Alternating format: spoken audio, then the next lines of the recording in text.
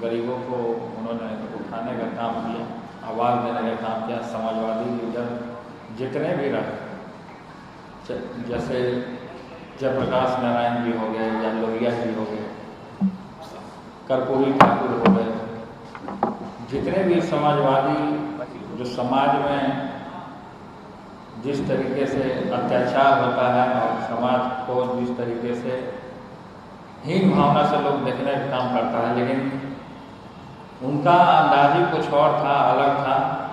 तो हमने दिल्ली से जब उनको ले जाया जा रहा था, उससे पहले तो हम भी थे उसी दौरान, तो हमारे उसी समय हमारे दिमाग में आया कि समाजवादी जितने भी नेता रहे या जिनकी विचारधारा हम लोग से मिलती जुलती है, सामाजिक न्याय का, जो आदरणीय पिताजी का सामाजिक न्याय है, और हमारे पिताजी के बहुत करीबी रहे, हमारे परिवार के भी रहे, तो इसलिए हमने सोचा कि उनका एक तस्वीर जितने भी महागठबंधन के लोग हैं वो अपने अपने कार्यालय में लगाने का काम करें और उनसे हम नौजवान प्रेरणा लेने का काम करें कि हमें भी किस तरीके से काम करना चाहिए, किस तरीके से समाज को लेकर के चलना चाहिए, किस तरीके से समाज के लोगों का और जो आवाज़ है उसको, जनता का जो आवाज़ है उसको हम लोग किस तरीके से सदन तक ले जाना चाहिए।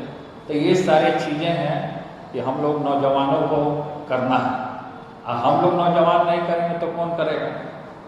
तो इसलिए हमने आज राजद कार्यालय में अपने हाथ से तस्वीर को लगाने का काम किया है और हम लोग प्रेरणा लेते रहे शुरू से। हमें समय समय पर उन्होंने मार्गदर्शन भी देने का काम किया है। हम जब उनसे मिलते थे तो वो बहुत अच्छे तरीके से हमको अपने जैसे जिस तरीके से पिताजी हमको समझाने का काम करते थे उसी तरीके से वो समझाने का काम करते थे। तो इसलिए हमने जितने भी समाजवादी लीडर हैं उनको हमने आगे लाने का काम। प्रताप जी, ललन सिंह ने प्रधानमंत्री मोदी को लेकर, देखिए उन्होंने क्या कहा है, इन चीज़ों से बचना चाहिए, इन बयानबाजियों से खासकर बचना चाहिए, और जो जिम्मेवारी हमें मिली है उस जिम्मेवारी को महागठबंधन को निभाना चाहिए। तो हम तो कहेंगे कि नरेंद्र मोदी जी पे जो इस तरीके से जो कमेंट आया, एक तो समझिए कि प्रधानमंत्री हैं, सब लोग जानता है प्रधानमंत्री पोस्ट है, तो पॉलिटिकल बयानबाजी क्या चलता है क्या नहीं चलता है वो तो समय पर चलता रहता है, लेकिन इस तरीके के बयान से हम तो कहेंगे कि इस तरीके के बयान से बचना चाहिए लोगों को। केवल ललन सिंह जी को ही नहीं, तमाम लोगों को हम बोलना चाहिए। बीजेपी माफी मांगने की बात कर रही है, बीजेपी कह रही है कि माफी मांगना चाहिए जेडीयू को और ललन सिंह को। देखिए वो उनका मामला है, हमारा मामला नहीं, वो उनका मामला है, वो क्या करते हैं क्या नहीं करते हैं, सीनियर हैं, और महागठबंधन की टीम क्या करती है। मेरे ख्याल से जो हमारा सुझाव होगा, इन बयानों से बचना चाहिए। जनता के बीच आप रहते हैं, 2 सीटों पर उपचुनाव होने हैं, 2 सीटों पे जो मोकामा में या जो गोपालगंज में जो होना है वो अपना पक्का होगा जीत, और हम पूरे तरीके से उसमें हम लोग दोनों भाई मेहनत करने का काम करेंगे। आप जाइएगा प्रचार प्रसार में? अरे स्टार प्रचारक में मेरा नाम है तो जाएंगे नहीं, और तो हमको तो खुद जाना है गोपालगंज। हम खुद जब टिकट जो दिला रहा था तो हम तो थे वहीं मौजूद थे हम। अब संगठन के लोग हैं, अपने लोग हैं, तो नहीं जाएगा, बाहर ही चला जाएगा, जाएगा ही जाएगा। बीजेपी सवाल उठा रही है आनंद सिंह की पत्नी को आप लोगों ने चुनावी मैदान में आगे किया मोकामा से, कह रही है कि बाहुबली को पत्नी को आगे कर कहीं ना कहीं छवि राजद अपनी बता रही है। देखिए कौन क्या है, कौन किसके ऊपर उंगली उठा देता है, कौन किसको बोल देता है। गालियां तो हमारे पिताजी को भी लोगों ने देने का काम किया, झूठे मुकदमे में फंसा करके ये जो जेल भेजने का काम हुआ। विरोधी तो बोला कि चारा खा गए, चारा चोर बोलता है बीजेपी, बहुत तरीके का जो है अपशब्द का प्रयोग करता है, बहुत तरीके का आरोप लगाने का काम करता है, और झूठा मुकदमा भी करता है। हम तो कहेंगे कि जो किसान भाई है, जो मजदूर है, जो लेबर क्लास है, उस पर भी झूठा मुकदमा करके उन लोगों ने फंसाने का काम किया। आखिर किसान जो हमारे जो जंतर मंतर पर जो फांसी लगा है, जो किसान भाई आखिर क्यों लगा? तो झूठा मुकदमा लोग लगा देता है, झूठा मुकदमा कर देता है। अब किसके ऊपर क्या मुकदमा चल रहा है, लेकिन जनता तो पसंद कर रही है। ये आप या हम तो नहीं कहेंगे, अब उनको उतारा गया है उस पर, तो जनता न तय करेगा कि कौन क्या होगा। आनंद सिंह को भी झूठे मुकदमे में फंसाएंगे, आपको लग रहा है? देखिए, जनता हम कह दिया कि जनता तय करेगा, बात आनंद सिंह की नहीं है। अगर गोधरा का कांड जो गिनाया जाए तो आप लोग भी समझ सकते हैं कि गोधरा में कौन कौन आरोपी हैं। जो आज बने हैं पद पे वो लोग सब आरोपी हैं। वो भी तो बात किया जाए, केवल आनंद सिंह की क्यों बात करते हैं? अगर ये आएगी तो सबकी बात आ जाएगी। फिर तो हम कहेंगे कि जो भी जिम्मेवारी मिला है, जो भी ड्यूटी मिला है, उसको हम लोगों को आगे करना है। एक सवाल है, गोपालगंज में ओवैसी जी की पार्टी चुनाव लड़ी है, साधु यादव लड़ रहे हैं, तो आप कैसे देखते हैं? देखिए, लोकतंत्र है, लोकतंत्र में कैमरा छोड़ के आप भी चुनाव लड़ सकते हैं। लोकतंत्र में सब लोग का अधिकार है, सारे लोगों का अधिकार है। आप जो ये सवाल कर रहे हैं, ये आप जाके घर पे रख दीजिए, आप भी चुनाव लड़ सकते हैं, नॉमिनेशन कर सकते हैं हमारे विरोध। तो सबको अधिकार है, लोकतंत्र है। तो बाकी तो जनता फैसला करती है। जनता ने हमको मंत्री बनाया, जनता ने हमको जिम्मेवारी दिया, जनता ने 2-2 टर्म से हमको विधायक बनाया। हमने संघर्ष किया, क्योंकि हमने संघर्ष सीखा है। हमारे पिताजी ने संघर्ष सिखाने का काम किया, गरीबों को मदद करना सिखाया है, तो हम लोग काम कर रहे हैं।